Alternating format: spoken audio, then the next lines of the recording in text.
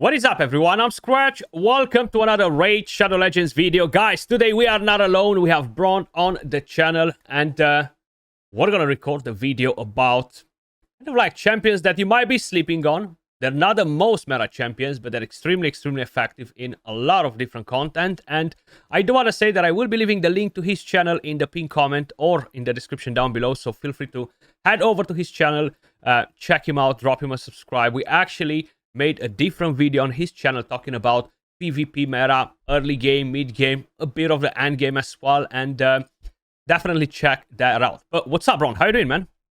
Oh, pretty good. It's definitely good to be talking with you and, one of the OG great content creators for Raid. It's nice to actually get a chance to work with some of the best. Yeah, it's crazy. Time is flying. I can't believe that I've been playing this game for so long, man. Like 6-7 years soon. It's just crazy. I've lost track of time, But yeah, I guess that's how life goes. So Yep. How is life with you? Tell us a couple of things about you, man. I know you are playing a couple of different accounts. You have a free-to-play account. You have a main account. Kind of like share Yeah, a bit I've got a your main background, account I've been playing since 2021-ish or 2020-ish, actually. I think I was right around when Ninja started. And then I picked up a free-to-play account for the Hell Hades. I came in second on that one. That was definitely a fun thing, and I continue to play that account to this day as a free-to-play. And I've spent a lot of time in that one doing some live arena stuff. As I was telling Skratch, I got Quintus at day 150 on that account. I got Quintus before I got Lydia, and before I got Mithrala on that account, just to let you know how focused I was in arena on that one. But honestly, there's a lot of fun stuff you can do in this game free to play. If you got some time and some focus, it definitely takes a little bit of effort. But I'm all about having fun playing Raid Shadow Legends. This community is great, and I know Skratch is a great part of this as well. And, I just want to give back to the community and, share some knowledge with you guys and help you guys have some fun. Awesome, man. So yeah, that I think is very impressive to get Quintus so fast from a live arena on a free-to-play account. I think that's pretty damn crazy. Before Lydia and before Mithrala, So big props to you. I'm gonna let you start actually with the first champion. So basically, guys, as I've mentioned, champions that are kind of like sleepers. They are very effective in a lot of content, and we're not gonna talk about the most obvious champions and all of the mythical champions and everything that we already know, right? We're talking about different champions that you might have available on your account, and you're gonna be like, oh heck, I had no idea that I can use this champion to defeat that content with, So that's kind of like what we're aiming to do with this video. But if you want to start with the first one, Braun, that would be amazing. Yeah. Let's go with the first legendary. We are just talking about her from the Undead, Morgaine. Okay, nice. She was the first legendary I pulled on my free to play. And I think originally she as a fusion got a lot of bad reception because people were getting tired of fusions at the time. I mean, people getting tired of fusions for ages, but it was right around when that was starting to peak, and her fusion was a little difficult. And people were like, that's we have Lysandra at home level champion. And I think they slept on her quite a bit. She's got the turn meter steal, not turn meter steal, but the turn meter drop and turn meter increase on that A3. 20% is good. Even in the current meta, 20% is good. It's not 30%, but it's still good. Increased speed is always useful. And it's a 20% turn meter decrease as well. Not as good in the current meta because Stone Skin can certainly stop that a bit. But if they don't have Stone Skin, that can help you gain control. But this is also a really good wave control. She throws those fears up, which are great. I pair her actually with Fabian quite a bit. The true fears with Fabian are just absolutely brutal. The fact that she can steal buffs means you can sometimes steal Stone Skin with somebody with this ability. Very sneaky.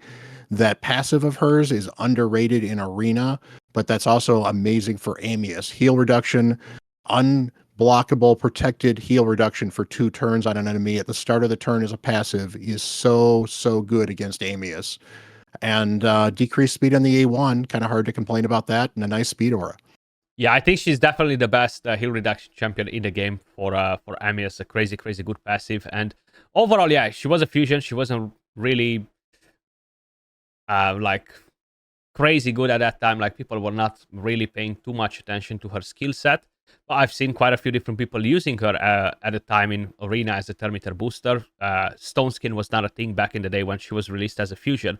But the design on the champion is absolutely nuts, though. Like, I was just re-looking at the design, they've done a really, really good job with the champion. And I am using her in the Curse series as well. She's overall a really, really solid champion. And as you mentioned, you can definitely use her as a turn meter booster as well. So definitely don't sleep on your Morrigan, guys. Yep.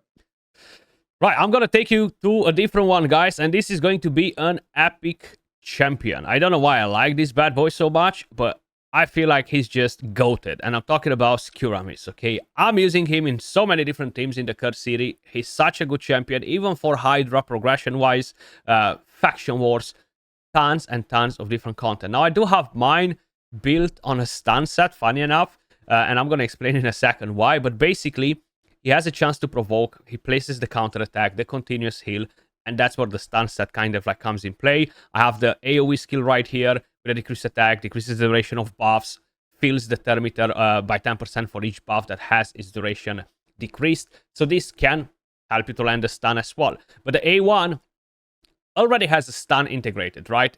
Has a chance of stealing turn meter and a chance to land a stun. So with a stun set, I'm just going to increase my chance to control the enemies. Now, of course, it's not a build for Hydra, but for the Curse City and for Faction Wars, is going to be absolutely massive. Even progression through dungeons, okay? So let's just say you're literally starting playing and you're still at the point where you're just not able to wipe the floor with enemies, one-shot them and stuff like that.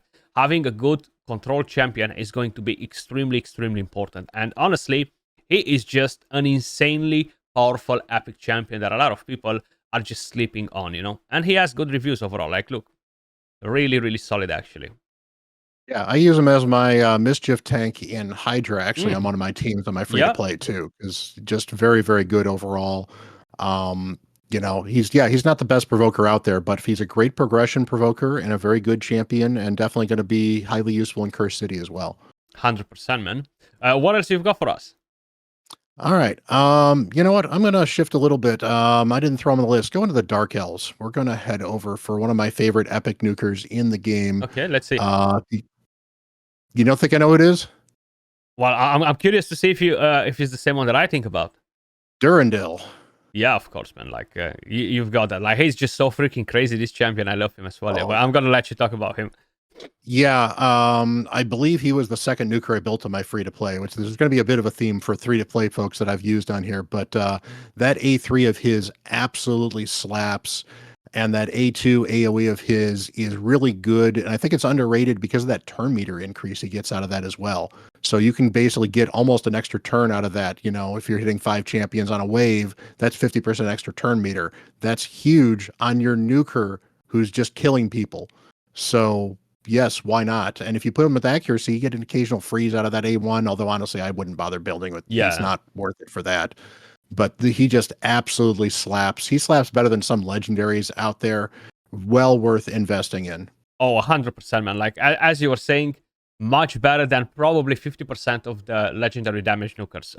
Probably more than 50%, to be honest, because we have a lot of trashy legendary nukers that are just not great, you know, to be honest. And he is really, really powerful if you're thinking about it. Very similar with Alika from the Barbarians, right? Like, it's kind of like brother and sister or husband and wife, these two characters, because they do an insane job, both of them. And they have, in a way or another, similar skill sets with ignore defense and stuff, but they're both very powerful. I am using Durandil in a lot of content as well on my own account too. And yeah, I definitely love the champion. Really strong. And honestly, there's not a lot of great force nukers in general. Honestly, a lot of the force nukers have kind of fallen off too. Yeah. So he fits a great niche for that end too. Like, think about Candraphone, right? His damage is much better than Candraphone's, for example, you know? Yep. Yeah, 100%, man. I'm going to bring in the new Fusion Champion, okay? The most recent Fusion Champion. I want to talk about Donnie, right? I know a lot of people might not really see a lot of potential in the champion. A lot of people maybe didn't have the resources to go and get the Fusion Champion. But he is absolutely freaking insane as a budget Kaimar, as a budget Yumeko with the reset, right? I find him extremely, extremely powerful as a champion in pretty much all of the content. If we're talking about speed runs in dungeons, yes, it's not going to be as effective as a Kaimar, but he will 1000% improve your speedrun teams. Doom Tower waves. If we're talking about Hydra Like, you can do so much freaking work with this champion in Hydra and in a lot of different content. And I feel like, even though not a lot of people necessarily said that he's a bad champion or anything like that, but a lot of people felt a bit kind of like unimpressed by this champion. And a lot of people probably got him just because he's the turtle, right? But he's a very, very, very good champion that you should 100% build and start integrating in your teams with Seer or whatever damage dealers you might be having for most of the dungeons, because the clans, the buffs that he's bringing, the turn meter, getting that increased speed, the decreased cooldowns, and everything else that comes with his skill set, really, really powerful. Not to mention the passive as well. What do you think about him though, and the Oh, whole kind of like turtles thing? I love him. I love all the turtles. Donnie was my favorite turtle growing up too, but I love his kit. And like, you like Mithrala? Well, he's got Mithrala level cleanse and protection with that strengthen on there. You like Kymar? Well, he's got the Kymar reset. You like back, what's her name? The Wither. Wither was a meta Yeah, champion for a little while because she just was super tanky. Well, he's got some of the basics with that too, with that constant healing on that A1 and the continuous heals that he's constantly triggering as well. Let alone the fact that he's got a passive to just randomly keep people alive. Really, really good champion. He fits everywhere in the game, even if he's not like going to be top tier arena. For mid tier arena, for people that are progressing through, silver tag or just getting up to gold 4, your gold 5, that you should have no problem throwing a Donatello into a team and getting utility out of him in arena. He's going to help you in Hydra. I just put him actually mostly unbooked into my Ice Golem team to get into Ice Golem hard, and he's been crucial for that as well. Great champion. yeah. I actually need to put mine in there instead of my Lamasu, because with Yumeko they're gonna do a much, much better job overall. Yeah. Oh yeah. What else you have for us? All right. We're gonna go with this dude was buffed. I liked him beforehand, and he got better afterwards, and now he's a sleeper meta champion, and that is the Undead Horde's Fusion Vlad. Yeah, I have to agree with that. He's amazing. Yeah. Just and basically, I think the only buff they did was they just turned his A3 into an AoE, and it wasn't before. They didn't change the cooldowns on it at all. They did change the damage a little bit, Yeah, which to be fair, it did hit pretty hard beforehand. So it would have been a nuke of, but he still nukes. He does really good damage. He's not a top tier damage dealer. You're not going to mistake him for a meta nuker. But decreased defense never sucks in almost anywhere in the game. Block active skills is now a meta yeah, ability. Perfect Veiling him can help keep him alive because he is very, very squishy. That A2 can be turn meter steal, and if it's not turn meter steal, it's just turn meter drop, and you get a leech out of it as well. Can be useful in all kinds of content. And then the A1 will heal him a little bit and do some turn meter or do some max HP damage as well. He's got a passive to throw if he kills somebody where he'll get a revive on death on him as well. So if you get him early, he can be a game changer in arena. If you get him late, he's still worth building. He's great for the wave clear and Centranos. He's in my hard faction wars 21 clear team. And he's just really, really good overall because he brings nuker damage with a good set of debuff sensibilities, and he's just got to keep him alive.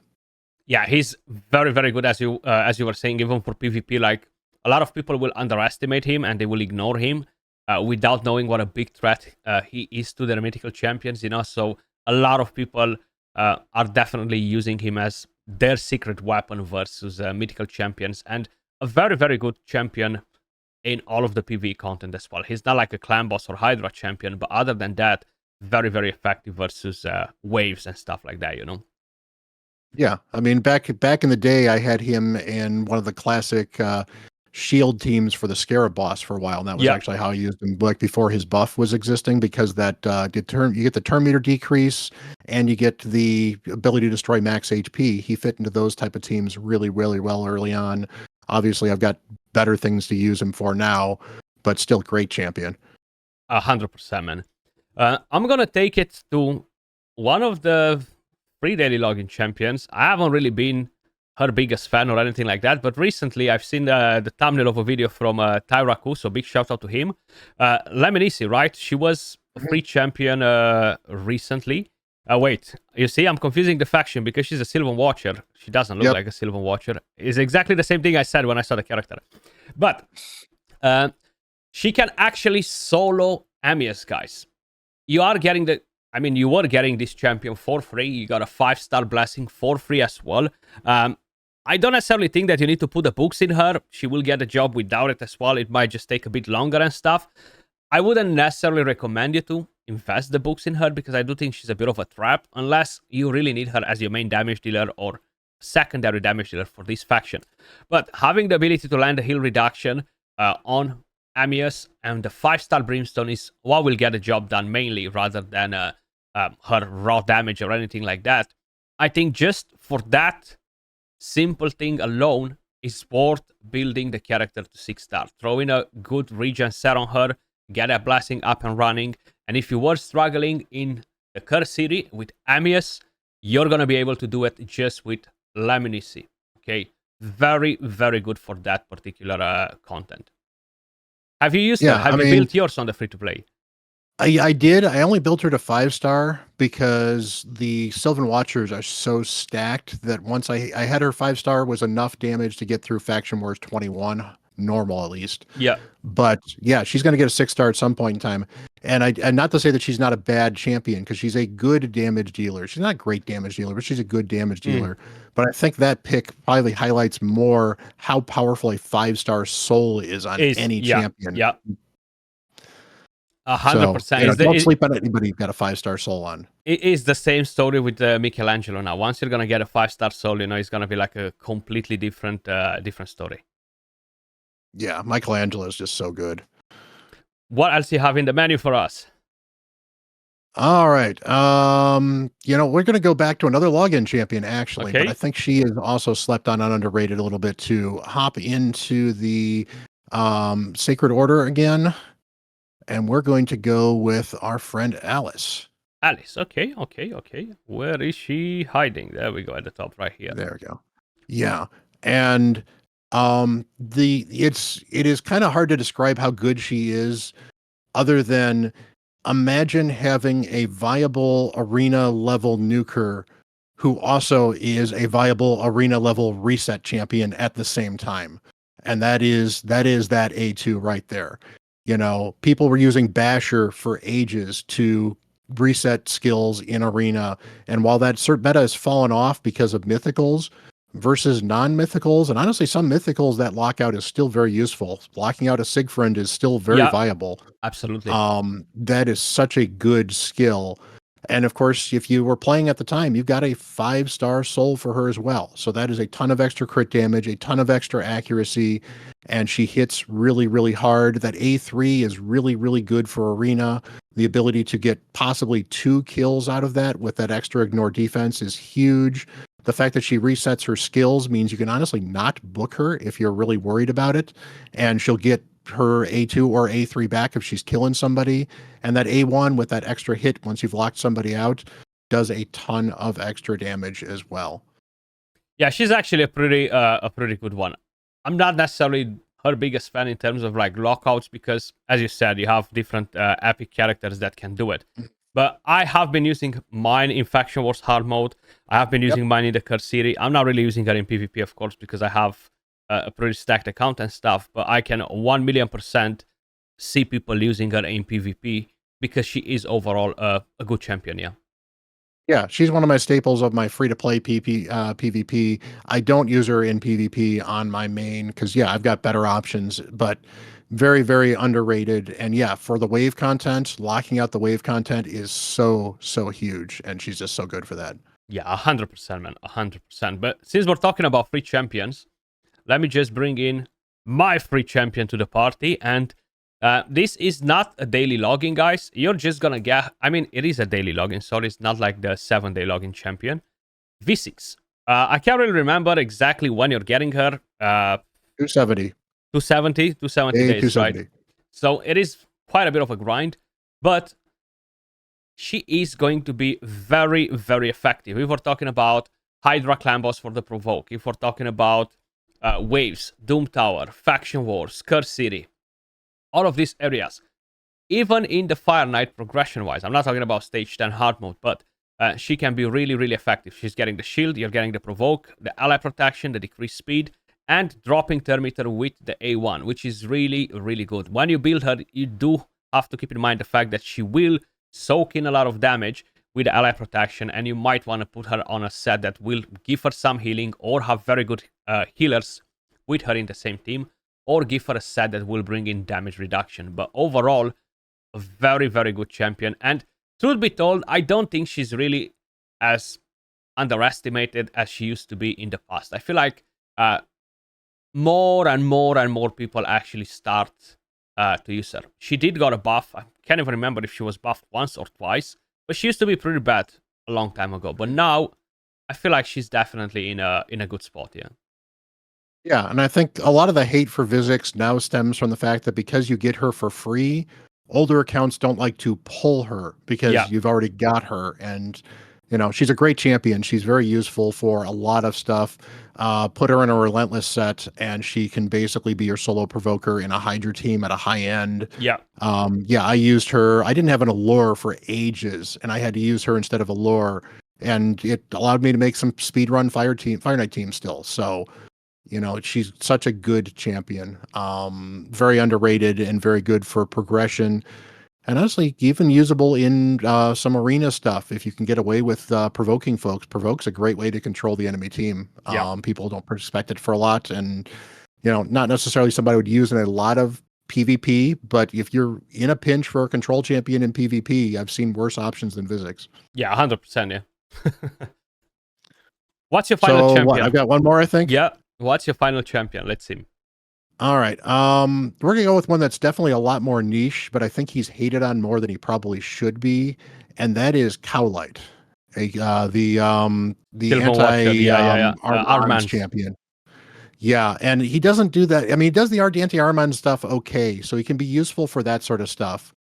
But what actually I found that he's really, really good for, that is very, very counter meta, is that A2 of his does hit really hard, and it's a double hitter. Yeah. So I've actually done this before once, and it was like the best day of my life that day. Is he can actually kill a Sigfriend with that ability, and he can kill a Nice. Yeah. And on that particular day, I killed both with one skill use, and it was absolutely amazing. Now, I'm not going to say that this is an absolute meta champion, but he counters those two champions well enough that you have to consider him as an option, and he can counter Armands if you can build him correctly, which means in very certain situations, you can sneak in somebody that can surprise the hell out of your enemy in a live arena match and just absolutely annihilate them. However, he does need to do more damage on that A3. That A3 just does not do enough damage for me to really, really recommend this champion as a good champion to build for most players. But if you're in an endgame arena account, he's not bad to build, even if you don't have to throw books into him if you don't have to. You can just kind of leave him as is. He does most of his stuff as it is. You would like the extra damage, but that A2 smacks a lot harder than I think people give him credit for. Yeah, the thing with him is he really needs somebody to drop the thermitter to make sure you're activating the passive to get that damage up and running. Because once you do that, the A3 becomes pretty good, But without it, as you were saying, it feels really underwhelming. And talking about Armans, he is a very good counter to Armans when you're going versus the AI. When you're going in Classic Arena, he has the preset to start with the A3, A2 skill or A3, I can't really remember the thermitter decrease, right? And that's when he's going to shine the most. But when you're going in a live arena match versus an experienced player that knows exactly what he's going versus, he's just going to polymorph somebody instead of using that skill. So that's when he doesn't really become a counter to it. But overall, he was designed with the right idea in place. I would have just gave him an increased attack in the passive too, for the active effect. That would have just sealed the deal, in my opinion, for this champion. Yeah, but again, it shows that if you can come up with the right situations, you can make any champion really, really good if you can lean into their abilities. Yeah, definitely not a bad pick right here. I'm gonna have one Mhm. that's probably gonna be more or less in the same boat with yours, man, because some people like him, some people don't. Um I have tried him to kind of like fit him in the meta when I got the champion, and that was a very long time ago. And truth be told, it was a very difficult thing to do. But since then, I got to actually use him in other content. I haven't really just focused on PvP as much, and I'm talking about Goffred, right? So, funny enough, he does have a crazy good passive. Whenever an ally is attacked while under a block damage buff placed by the champion, has a chance to place a stun on them. And the active effect, if an ally is about to get killed by a fatal hit, blocks the incoming damage and puts a block damage on the ally, which makes him a very good champion for Go second teams in PvP. Even in today's meta, I'm not talking about high-end arena where you're going versus full mythical champions and stuff like that.